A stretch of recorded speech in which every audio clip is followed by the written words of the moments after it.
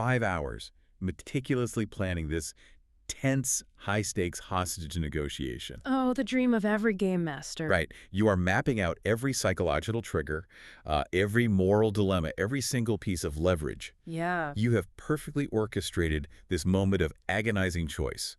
And then the exact moment you open your mouth to deliver your brilliant villain monologue, your friend just flips the table and stabs the hostage taker in the face. Just completely derails the whole thing. Exactly. So welcome to this deep dive, where today our mission is to explore the beautifully chaotic, just brutally unpredictable events of Session 3 of the Betrayal at the Gilded Kaifa's tabletop role-playing campaign. It is such a wild session. It really is. And we have a truly fascinating stack of sources in front of us for you today. We're looking at the Game Master's secret planning notes, the player character sheets, and the actual raw audio transcript of what went down at the gaming table. Which is so rare to get, right? And it is the absolute definition of narrative whiplash. Oh, totally. Yeah. I mean, the gap between what a game master plans on paper and what the players actually do in the moment, that is where the real magic of this medium happens. Yeah, you really can't predict it.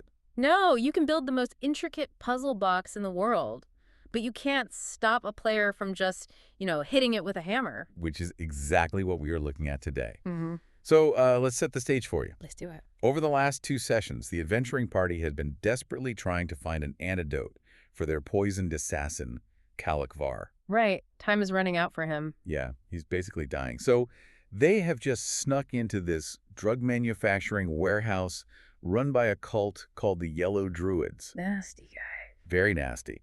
They've cut through walls, they've fought off these drug zombies, and they've actually managed to rescue a captive healer named Adrestia. A huge win for them, honestly. It was. And at this point in the audio transcript, the players are feeling pretty confident. I mean, they think they have cleverly bypassed all of the dungeon's traps, and they snuck down the back stairs to the basement. But of course they haven't. No. When they reach the bottom of those stairs, the villain of the dungeon is just standing there waiting for them. Right. It's a classic bottleneck trap. Yeah. Keeper Vorath, who is the leader of this alchemical cult, is standing in the center of this low-ceilinged stone cellar, and he's flanked by these creatures called Hollow Men. Oh, those things are terrifying. They really are. They're essentially drugged, entirely fearless zombie guards. And to twist the knife, Vorath is casually holding the castock. Just to make them mad. Exactly. For those who don't remember, that is the signature heavy-bladed spear that he stole from the party's gladiator character Gore in the previous session. It is the ultimate provocation. I mean, holding a guy's own weapon in front of him. Oh, it's so disrespectful. But the funny thing is, when you look at the Game Master's secret planning notes, the GM didn't actually want to fight here. Wait, really? With the zombies and the stolen weapons? Yeah. This was supposed to be a highly complex, deeply philosophical negotiation scene. The notes show Vorath is written as a very pragmatic villain. He doesn't want to risk his life if he doesn't have to. What he wants is the Slorth's skull, that incredibly valuable monster artifact the party found earlier. And he wants to keep the captive healer, Adrestia. Okay, so he wants a trade. Exactly. Yeah. In exchange, the GM's notes show Vorath is fully prepared to hand over the antidote for the poisoned assassin, give back the gladiator's weapon, and grant the entire party safe passage out of the warehouse. Wow, so it is essentially a custom-built trolley problem? That's exactly what it is. I mean, the GM is trying to force the players to choose between the life of their friend, Var, and the life of this innocent healer they just risked everything to save. A brutal choice. And to make the tension even tighter, there is a massive twist arrival right at this exact moment. Yes. So, up on the stairs, right behind the party, footsteps echo. Such good timing. It's Vangrith, the party sorcerer, and Var, the dying assassin. They had been separated from the main group earlier, but they finally managed to catch up. And what is Vangrith holding in his hands? That highly coveted Slorth skull. Which means all the pieces are finally on the board. The spatial arrangement is just perfect for the GM's planned negotiation. It really is. Vorath has the antidote. The players physically have the skull and the captive girl. The tension at the table is palpable. You can actually hear it in the audio transcript. Yeah, the room goes completely quiet. Vorath takes a breath. He starts to open his mouth to offer his terms. Okay, let's unpack this.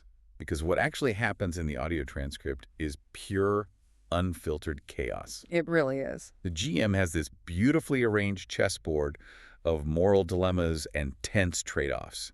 And what does Gore the Gladiator do? Oh, Gore just charges. I mean, before Vorath can even get a single syllable out, the gladiator sprints across the stone room. doesn't even hesitate. He doesn't just attack, though. He manages to roll high enough to snatch the vial of antidote right out of Vorath's hand in a dead sprint. Which is an insane roll, by the way. It is. It's like a linebacker simply tackling the chessboard table. But I have to push back here, looking at this from a narrative standpoint. Sure, go ahead. I know players love to assert their agency, but is this really narrative brilliance? Or is this just a reckless player who got bored of talking and almost got the entire party wiped out? That's a fair question. Because looking at the enemy stats in the GM's notes, that charge was mathematically suicidal. What's fascinating here is how it can be both mathematically suicidal and deeply authentic to the character's psychology. Okay, how so? Well, yes, mechanically it was an incredibly dangerous move. But look at the context. Gore just watched this cult leader murder his fiancée in a previous encounter. Oh, right, the fiancé. Yeah. And now the man is standing there holding Gore's own weapon. Of course, a traumatized, grieving gladiator isn't going to stand there and politely debate the trade value of a skull. I guess that's true. He's running on pure emotion. Exactly. The players recognized that the GM was trying to force them into a neat, binary box, sacrifice an innocent woman or give up a priceless artifact. Right. By seizing control of the narrative through pure, sudden aggression, they rejected the premise of the GM's trolley problem altogether. Which instantly transitions us from a tense political standoff into an absolute bloodbath. Oh, total chaos. Because Gore completely abandoned the negotiation and charged in, the fragile magic users and injured characters who were supposed to stay hidden in the back are suddenly completely exposed on the front line. Yeah, their positioning is terrible now. And we really have to note a crucial real-world detail from the sources here that heavily impacts this specific fight. The absent player. Yes, Andrew, the player who runs Arnmur the Pirate, wasn't at the table for this session. That is a massive mechanical disadvantage. I mean, it completely changes the geometry of the battlefield. Because Arnmur is their tank, right? Yeah, exactly. Arnmur is their main tank. For anyone unfamiliar with the math of tabletop combat, a tank isn't just a big guy. It is a mechanical necessity. You need someone to take the hits. Right. It is a character specifically built with high armor and massive lifeblood to absorb hits so the weaker characters don't have to. And he's just not there. Without Arnmur, the party is down their primary damage sponge against enemies that hit incredibly hard. It forces the remaining characters into desperate, high-risk tactics because they literally cannot survive a prolonged toe-to-toe slugfest. Which perfectly explains the sheer panic you hear in the raw audio. They are freaking out. They really are. Vangrith, the sorcerer, immediately realizes the danger they are in and tries to control the battlefield. He casts this massive illusion, a spell called Nightmare Fog. A great spell. Yeah, he uses it to confuse the Hollow Men, making them swing wildly at phantoms in the mist. It's a brilliant tactical move to buy time, but Vorath is a boss-level enemy. He's not fooled. No. He easily rolls high enough to throw off the illusion. He immediately retaliates by pulling a blowgun and hitting Gore with a ferrocene dart. Oh, the ferrocene. Yeah. Now, ferrocene is the alchemical combat drug that this specific cult manufactures. And it's nasty stuff. Very. Mechanically, when it enters a character's bloodstream, it completely numbs pain and forces a mandatory check against an involuntary berserker rage. So they basically lose control of their character. Exactly. The GM's plan, clearly outlined in the notes, was for this drug to make Gore fail his role, turn around, and start brutally attacking his own friend. The dice tell a different story. They always do. Gore rolls incredibly well. I mean, you can hear the table absolutely erupt in cheers on the audio track. It's such a great moment. He manages to fight through the mind-altering effects and, instead of attacking his friends, he channels that drug-fueled rage entirely at Vorath and the cultists. Which is awesome, but it doesn't make the fight any easier. Not at all. Yeah. The brutality of this fight cannot be overstated. Let me read you the stakes from the transcript, because Vorath's counterattack is visceral. It's so bloody. He steps inside Gore's guard and stabs Gore right in the face with his own cast-stock, gravely wounding him. And the damage cascade doesn't stop there. Because there is no tank to hold the front line, Vorath easily sweeps past the wounded gladiator and cuts down Adgestia. The healer? Yes. The newly rescued healer they just spent 2 sessions trying to save. He drops her lifeblood below 0. And in this game system, dropping below 0 lifeblood doesn't just mean you are knocked out. No, it's way worse. It means you are actively bleeding out on the stone floor, rolling a die every single turn to see if you permanently expire. Yeah, permadeath is a real threat here. The audio shows Vangrek's player actually yelling in genuine panic because he realizes he has exactly one turn to save her. He has to drop everything. Right. He has to physically drag her limp body backward through the mud and blood, desperately shoving a healing potion down her throat while the battle is raging inches away. It is a desperate scramble just to keep the party alive, but the finish is where the mechanics and the narrative align perfectly. It is spectacular. So how does a sorcerer finally take down a boss like this? It's so creative. Vangrek taps into his sorcery and uses a high-level localized pressure spell to literally explode Vorath's knees. Just shatters them. Just shatters them. Yeah. But looking at the character sheets, Vangrek had to roll incredibly high to bypass Vorath's inherent magical resistance. The odds were so low. In the audio, we hear the dice clatter, followed by this agonizing 3-second pause of pure table silence. You can feel the tension. And then the GM just exhales and says, yeah, that hits. Amazing. Vorath crashes to the floor, spitting insane rage, completely crippled and unable to move. Which leaves him wide open for Alina, the runaway princess. Yep. She draws her bow, lines up the shot, and puts an arrow straight through Vorath's eye, ending the cult leader instantly. Meanwhile, on the other side of the room, you have Kalakvar, the dying brazened assassin, basically dancing through the nightmare fog, hacking at the Hollow Men. Doing his best to keep him distracted. Exactly. Here's where it gets really interesting. Because the Hollow Men are absolutely terrifying, mechanically. They just don't stop. The transcript shows Kalakvar dealing these massive, lethal, disemboweling blows, and these guys just ignore the missing limbs and stand back up. It's so gross. I mean, they're like classic slasher movie villains that refuse to stay dead. You can hear the actual real-world exhaustion in the players' voices. Oh, for sure. It must feel so draining, both mechanically and emotionally, to keep pouring your best attacks into something that simply refuses to die. If we connect this to the bigger picture, this specific combat encounter perfectly illustrates the thematic core of the entire betrayal at the Gilded Kyphos campaign. How so? Well, this fight forces the characters to stop acting like traditional, shiny heroes who, elegantly defeat their foes in a clean duel. They have to start acting like ruthless survivors just trying to make it out of a basement alive. There is no glory in fighting the Hollow Men. It is desperate, ugly survival against biological robots. Absolutely. It is a complete war of attrition. And once the dust finally settles and the Hollow Men are hacked into enough tiny pieces that they physically cannot stop twitching, the party is left panting in the dark. They survived, barely. Barely. Because they killed the cult leader instead of negotiating, they now have the run of the warehouse. They move into the eerie quiet of the back room. And this transitions us from a frantic, bloody fight into what is essentially a profound, dark discovery. Yeah, this part is wild. So they push open the heavy oak doors and find a massive stone slab, complete with thick leather restraints, stained dark from years of use. They're ominous. And lying on that slab is a half-resurrected corpse. Just hanging out on a slab. Yeah, it's a massive figure covered in ancient bronze armor that is literally fused to its gray flesh. And it's hooked up to these horrific tubes of treated gut that run up through the ceiling. The exact same tubes that were connected to Adrestia's prison cell upstairs. Exactly. And the lore drop they uncover in the nearby alchemical study is just staggering. It changes everything. The genealogy records the GM prepared reveal a massive secret about the campaign world. Adrestia, the humble, unassuming healer they just rescued, is actually the royal blood descendant of King Ericon of Lysor. She is a hidden princess. Yes. And the entire reason the Yellow Druids kidnapped her was to harvest her royal blood. Wow. That blood, when combined with the magic of the Slorth skull that Vangreth has been carrying around this whole time, was the alchemical key required to resurrect the creature on the slab. The creature being Cthulhunax. Right. An ancient apocalyptic sorcerer king who once ruled the world. Now, the GM's notes make it explicitly clear. This is supposed to be a moment of absolute cosmic horror. Yeah, a real dread-inducing moment. The players are staring at a half-resurrected demigod that could literally bring about the end of the world if it wakes up.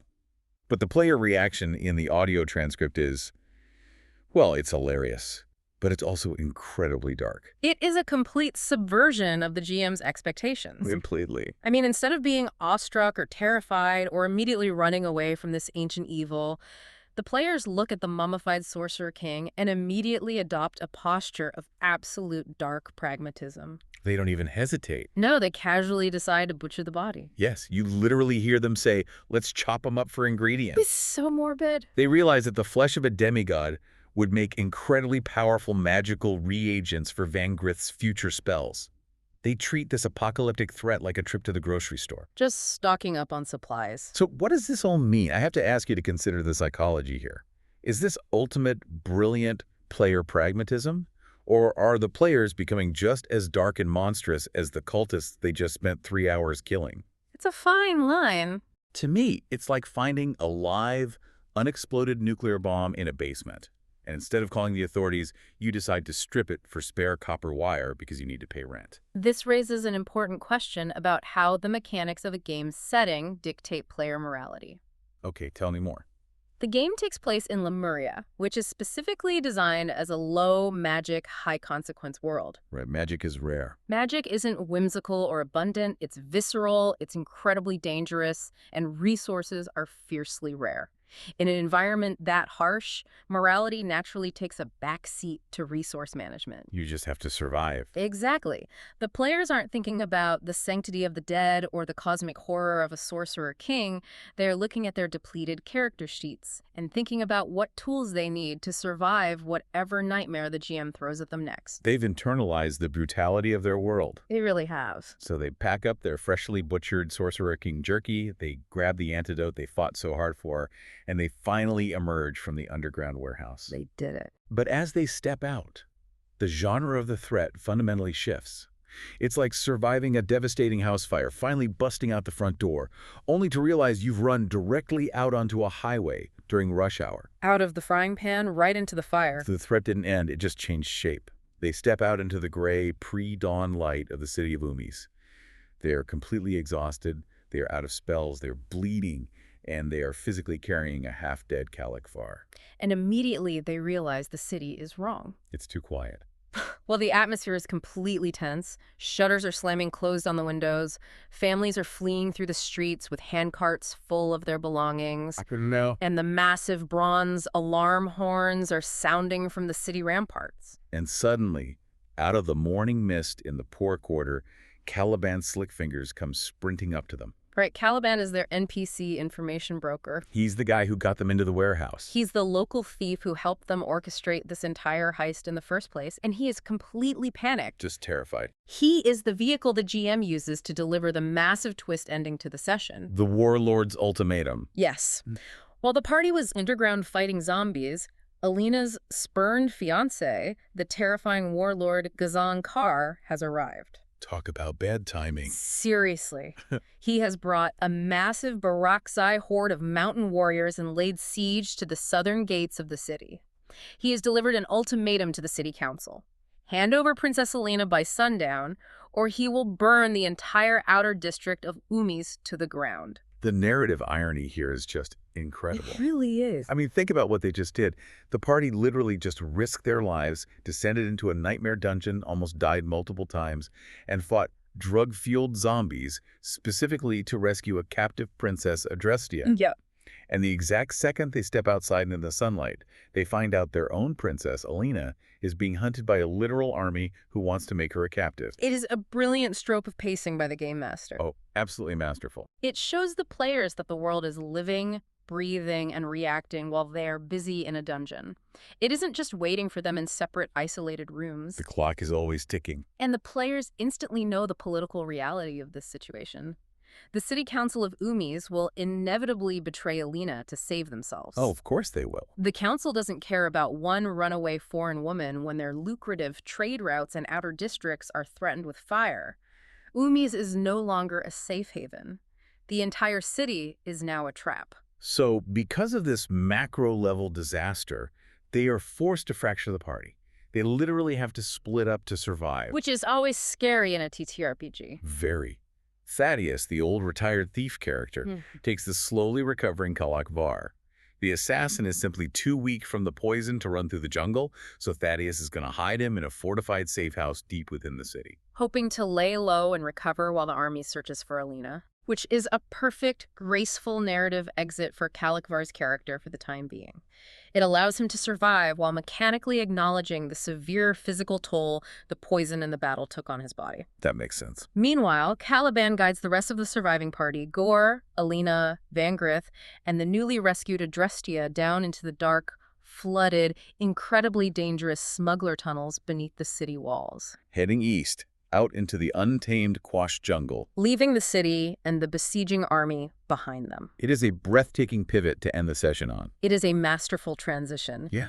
By using the player's localized success of rescuing Adrestia to immediately pivot into a macro-level disaster with Alina, the GM has seamlessly shifted the campaign. It really opens things up. It goes from a contained, claustrophobic dungeon crawl into an expansive political survival story.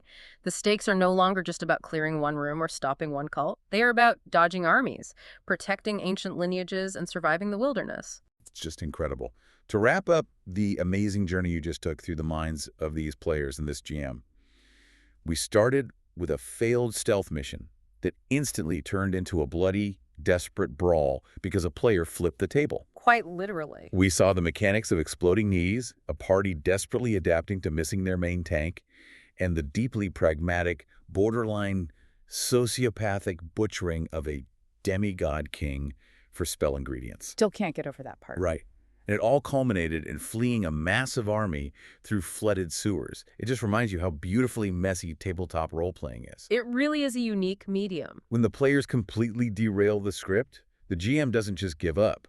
They dynamically react to that chaos, and it builds a much richer world. Exactly. It's a collaborative narrative where the constant friction between the game master's planned story and the player's relentless agency creates something totally unique that neither side could have written on their own. So I want to leave you with a final thought to mull over. In a role-playing game, when players treat the world with brutal, cold pragmatism, like literally chopping up an ancient king for spare parts to power their spells, does the universe naturally balance the scales? Oh, that's interesting. Does a game world actually learn from its players? If you treat the world with brutality, is the GM subconsciously driven to throw even greater brutality right back at you? That is a fascinating psychological question. Are the escalating threats of a warlord's army a mechanical punishment, or just a natural reflection of the violent reality the players themselves have chosen to create? Something for you to explore on your own the next time you sit down at a table. Because in the end, that beautifully arranged puzzle box we talked about at the very start, it isn't just broken. The players took it apart, sold the wood to a wizard, and used the hinges to stab a zombie in the face. And honestly, that makes for a much better story. It really does. Thanks for joining us on this deep dive.